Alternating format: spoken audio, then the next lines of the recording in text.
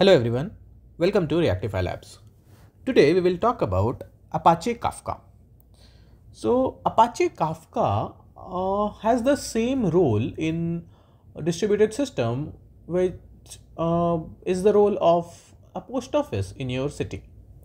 So let's understand with the same analogy. So let's say this is the post office of your city. Okay. Uh, I know I am really good at drawing, so please don't appreciate my drawing in comment section. This is a really nice post office, okay? Let's be a little creative. Nice. Okay. So this is the post office of your city. For simplicity, let's assume there is only one post office. I'm not sure if there are more than one in one city. Usually there is only one, right? Yeah, this is the only post office. Okay. So let's say you get your mails from different places like banks. Maybe electricity department sends you electricity bill through the post office. Maybe your some e-commerce package also comes through the post office. Just for the sake of simplicity, we are assuming all these things come through the post office. Okay. So these are one entity, let's assume. Okay. They send your messages to the post office, right? What post office does is, depending on the area of your pin code, maybe it posts your mails in those mailboxes so that postmen can come, and depending on the area where they are going, they will open the mailbox and just pick your mail, right? So let's assume this is another entity. Oops, sorry. Why is there an overlap? Let me separate it a little. Okay. So this is another entity. No. Yep. This is another entity. Okay. And now let's say there is a postman whose job is to take the letter. This is another entity. Okay. So basically, if you see this is the producer of the message, who produced the message, right? This mailbox, right? These mailboxes are the topics. Okay. So they are producers, they are topics, right? So the mailbox is that particular topic where it should go, right? So mailmen, the postmen, they are consumers. Okay, because they are going to consume these topics, these mails from these mailboxes, right? And this house, this post office that you see, this is what is Kafka. Okay, so the Kafka is just like a post office whose job is to take the messages from the producers and route it to appropriate topics so that consumers can consume from those topics. And Kafka's role is to efficiently sort and route all incoming messages to the correct mailboxes or the correct topics, and ensure that they are delivered to the right consumers on time, regardless of the volume of the mail. So let's say in holiday time, right? During the time of the holidays, you get too many mails, right? Maybe some happy New Year or Merry Christmas, some wishes like that. Even the companies, these companies also send out a lot of those emails during the holiday period wishing you a happy holiday, right? So even that time also the post office works efficiently. Similarly, even during the high load, Kafka works efficiently, right? So that's Kafka for you in very simple terms. So now that we know how Kafka is important and how important a role Kafka plays in a system, as important as the post office plays in our daily life, let's start with the technicalities of it. So we will start with a very short introduction. Then we will talk about the core components core components present in Kafka. Okay. So after that, we will move to the architecture of Kafka. We'll move to the architecture of the Kafka, and after that we will talk about operations involved in Kafka. Next we will move to advantages. After that, challenges, and then we will see the use cases associated with Kafka. Okay. So yeah, let's start with the introduction. What is Kafka? Kafka is a distributed event streaming platform.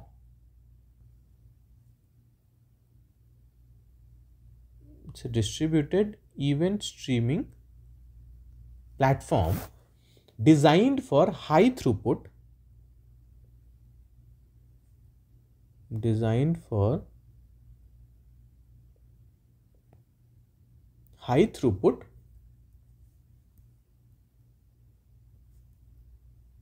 fault-tolerant and scalable real-time data processing.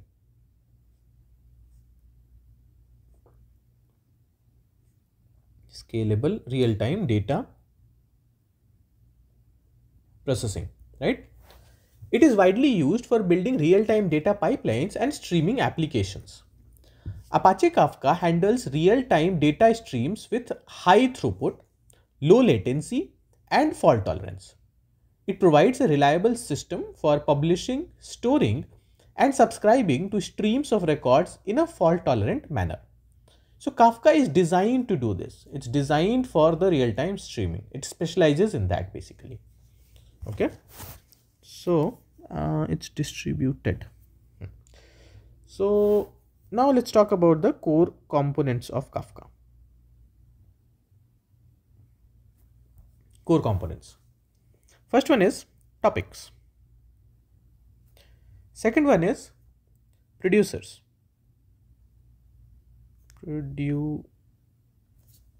Okay. Next is consumers.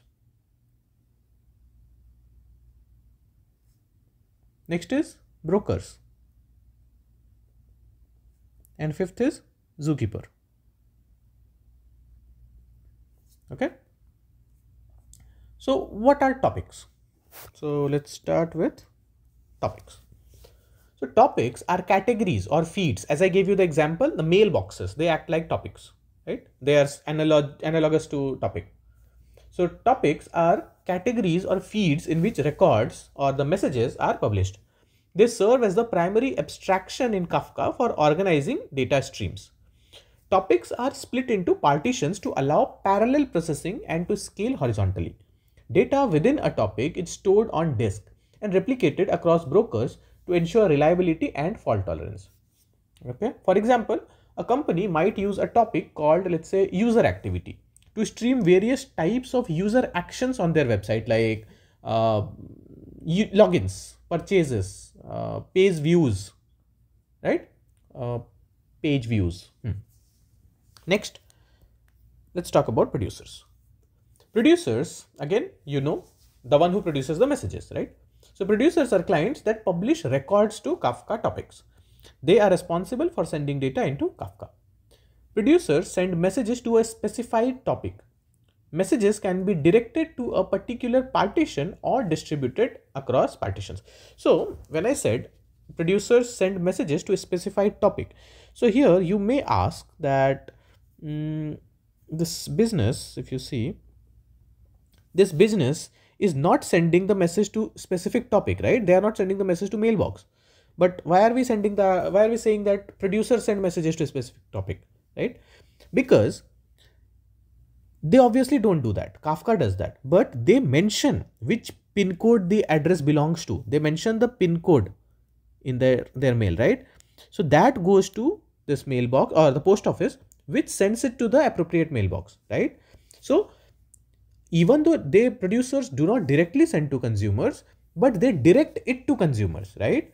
So they direct that, okay, this should go to this particular pin code. So that particular pin code, the mailbox that belongs to that particular pin code gets that, right? Through Kafka. Yes. So similarly, Here producers also specify which topic they want to send the message to, and depending on the topic that's written in that message, Kafka directs it to the appropriate mailbox or the topic, right? Okay, I hope that's clear now. Producers can specify which partition a message should go to based on a key, right? For example, an e-commerce site's backend service uses producers to send transaction logs and user activity data to Kafka topics for real-time processing and analytics, right? So depending on what kind of topic is mentioned, it will either go to the transaction logs or the user activity or the login or the processing or payments, a lot of things. Okay. Next, let's move to consumers. Consumers are clients that read records from Kafka topics, just like the mailman or the postman or the mail carrier. They process and act upon the incoming data. So consumers consume records from topics, often organized in consumer groups to distribute the load, just like the mailbox. Consumers can work together in groups to share the workload of processing records. Each record is processed only once by a consumer in the group. For example, a real-time analytics application might consume data from a user activity topic to update dashboards or trigger alerts based on user actions. Let's say user added something to the cart, right? Or maybe user was looking at something for a long time and then decided to exit the app. Maybe Kafka can send a ping to the user or notification email that we noticed that you are watching that. If you are still interested, we are willing to give you 10% discount. Or if you buy it now, you will get something for free. So using these are the kind of activities which real-time analytics can help us do. Okay. Next, brokers. Brokers are servers that store and serve records. They manage topic partitions and ensure data is replicated across the cluster. So brokers store records on disk within topic partitions. Brokers ensure data durability and fault tolerance by replicating partitions across multiple brokers. In a Kafka cluster, brokers handle requests from producers to write data and from consumers to read data, maintaining high availability and readability and reliability. Okay. And next is Zookeeper. So Zookeeper is a coordination service used by Kafka for managing distributed brokers and maintaining metadata. By the way, I have made a separate video on Zookeeper. Actually, I have made 3 videos on Zookeeper explaining it in detail. So if you have not watched that, please watch it. All the 3 videos. It will give you a very deep idea about what Zookeeper does and how it does it. Okay. So Zookeeper manages leader election for partitions and handle cluster metadata. Zookeeper stores configurations and status information for brokers and topics.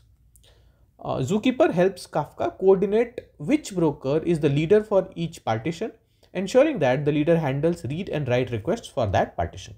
Okay. Next, let's talk about the Kafka architecture after changing the color.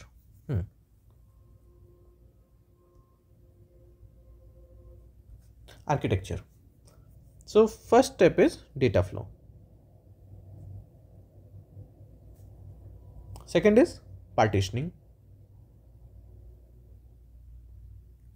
Data flow, partitioning, and third is replication.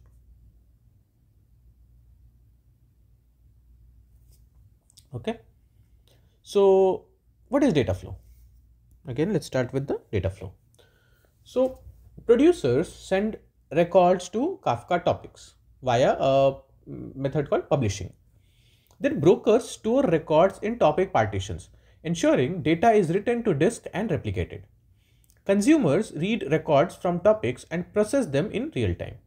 For example, an online retail platform might use Kafka to stream order events from producers to brokers, and consumers analyze these events to manage inventory and update customer data in real time. Right? Next, let's talk about partitioning. So topics are divided into different partitions to enable parallelism and scalability. Each partition is an ordered immutable sequence of records, because obviously if we go in a sequential manner, it's going to be a bottleneck for us. So that's why it's very important to have a parallelism. right?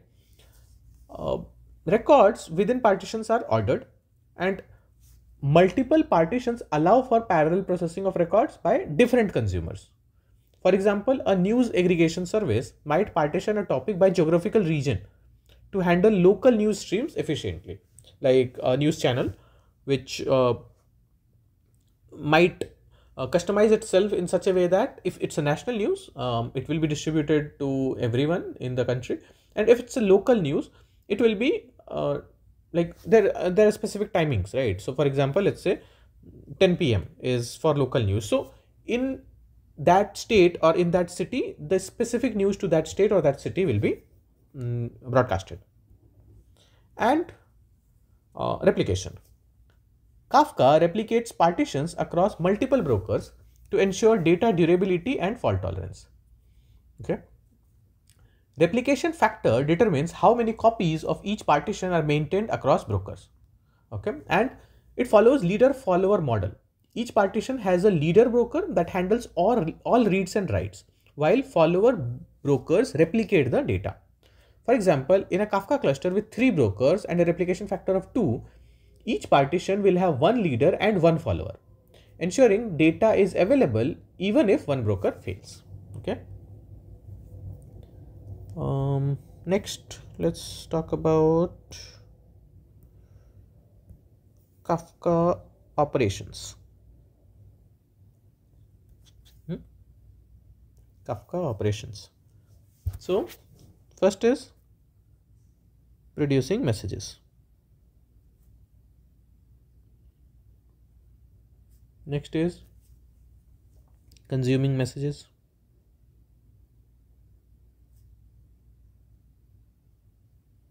Consuming messages. Next is topic management.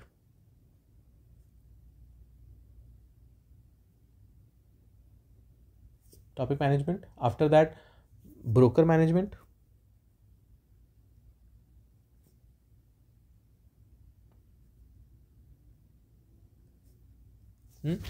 Next is consumer group management.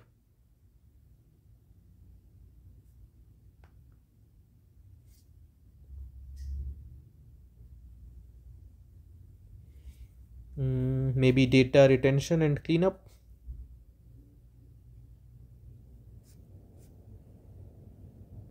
Data retention and cleanup, and security management.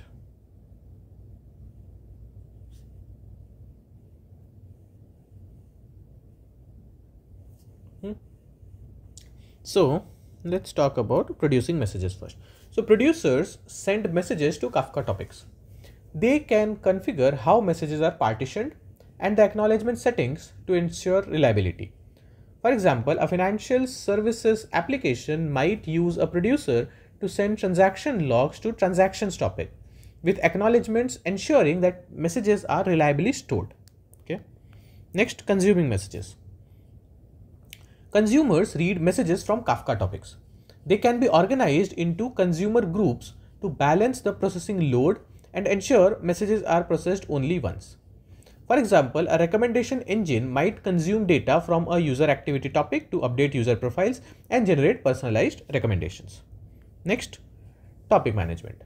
Topics can be created, altered, and deleted. Topic configurations include the number of partitions and replication factor. For example, a company might create a new topic, let's say system metrics, to monitor application performance and adjust its partitioning strategy as data volume grows. Next, broker management. Brokers are monitored and managed for performance, scaling, and fault tolerance. Operations include adding or removing brokers and rebalancing partitions. As data volume increases, a company might add more brokers to the Kafka cluster to handle higher loads and ensure continued performance. Similarly, as the data volume decreases, it's possible that some brokers might be put to rest, that okay, we don't need you right now. Next, consumer group management. So consumer groups manage the distribution of message processing tasks among multiple consumers. They help balance the load and track the offset of processed messages. For example, a log processing application might use a consumer group to distribute log files among multiple instances, ensuring efficient processing and fault tolerance. Next, data retention and cleanup.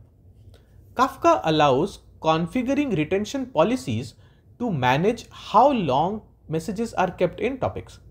This includes time-based or size-based retention and log compaction. For example, a data lake might retain raw event data in Kafka for 30 days, then compact the logs to keep only the latest data for each key. Okay? And security management. Kafka supports authentication, authorization, and encryption to secure data and manage access. A financial institution might use SSL encryption to secure data transmission between Kafka brokers and clients and configure access control lists to restrict access to sensitive topics is one such example of security management. Okay. Now next we will first change the color again and we will move to advantages. So first is scalability. Kafka scales horizontally by adding more brokers and partitions, handling large volumes of data efficiently. Next is durability. Kafka ensures data is not lost by replicating data across multiple brokers and storing it on disk. Next is fault tolerance. Kafka provides high availability through replication and leader-follower models. And next is real-time processing. Kafka supports low latency processing of streaming data, which is ideal for real-time analytics and monitoring. Next, let's move to challenges. Okay, so as sophisticated the system is, as complex it is. So complexity. Managing a Kafka cluster and its components can be complex, requiring expertise and careful configuration. Next is resource intensive. Kafka can be resource intensive. It needs substantial hardware for storage, memory, and network bandwidth. Next is operational overhead. Kafka involves monitoring, managing, and tuning brokers, partitions, and consumer groups. And message ordering.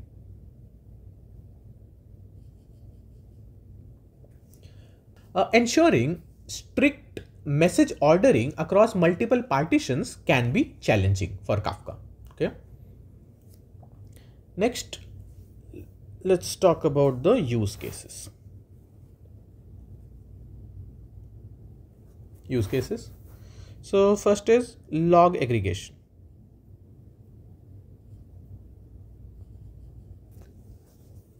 So Kafka collects logs from various sources and centralizes them for analysis. For example, let's say a company aggregates application logs from multiple services into Kafka topics for centralized monitoring and troubleshooting. Next is event sourcing. Kafka stores changes as a sequence of events, which enables replaying or auditing of data. As an example, an e-commerce platform uses Kafka to store order events, allowing the system to rebuild the state of an order or perform historical analysis. Next is real-time analytics.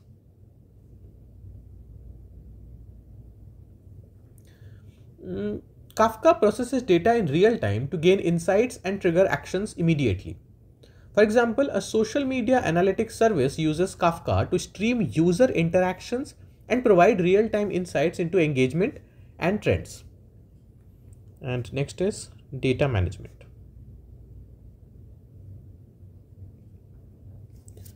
So Kafka integrates different data systems by connecting producers and consumers. For example, a financial institution uses Kafka to stream transaction data from various branches to a central data warehouse for analysis and reporting.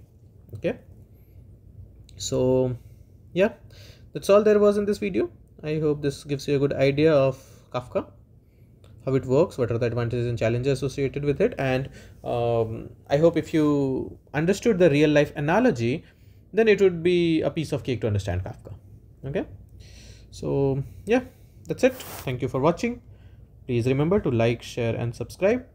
I will see you in the next one.